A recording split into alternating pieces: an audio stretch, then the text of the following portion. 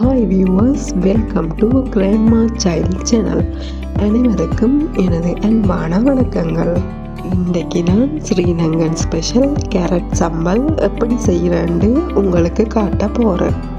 வாங்க எப்படி செய்கிறேன்னு பார்க்கலாம். கேரட் சம்பலுக்கு தேவையான 2 பெரிய கேரட்டை எடுத்திருக்கிறேன். இதில் தோலை சீவி எடுத்துக்கொள்ளலாம்.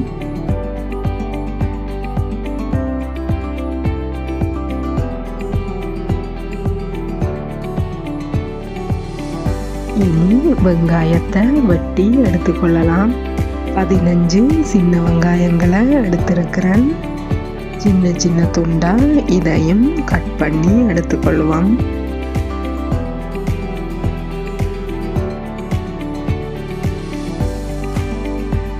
ரெண்டு பச்சை மிளகாயையும் எடுத்திருக்கிறேன்.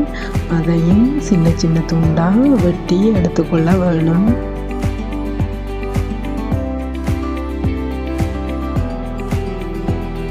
இனி ஒரு பெரிய தக்காளி பழத்தையும் சின்ன சின்ன துண்டா கட் பண்ணி எடுத்துக்கொள்வோம்.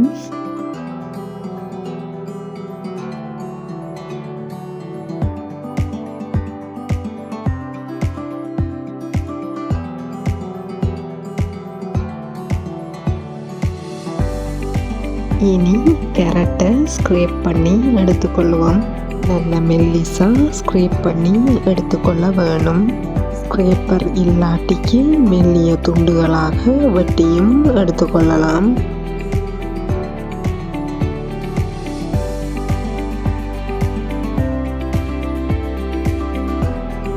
ஸ்க்ரேப் பண்ணி எடுத்த கேரட்டோட ஏற்கனவே வெட்டி எடுத்த சின்ன வெங்காயத்தையும் பச்சை மிளகாயையும் சேர்த்துக்கொள்கிறேன்.